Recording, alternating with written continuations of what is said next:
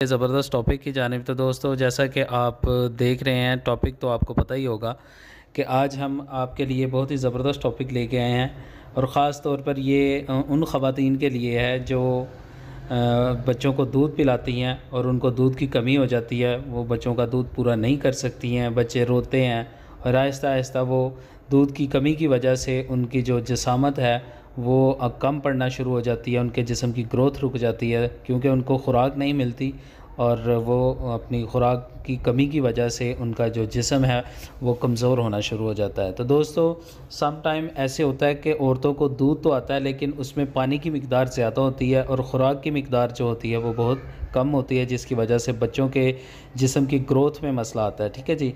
तो इसी हवाले से हमारी आज की वीडियो है।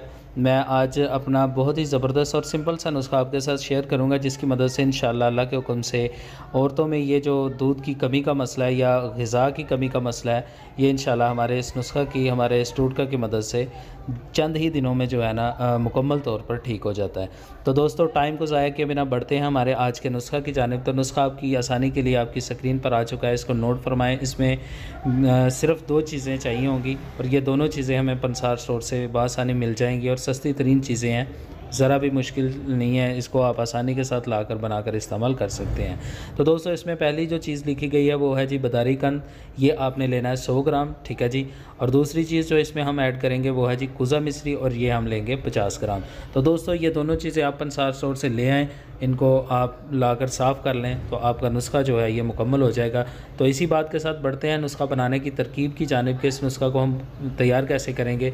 तो दोस्तों, बताई गई दोनों चीज़ों को आप अच्छे से साफ़ कर लें। साफ़ करने के बाद इनका वज़न पूरा करके इनको किसी ग्राइंडर मशीन में या पिसाई वाली मशीन में या हवन दस्ता में, जो भी चीज़ आपके पास अवेलेबल है, आप उसमें इसको जो है ना अच्छे से पीस कर इनका जो है ना पाउडर तैयार कर लें।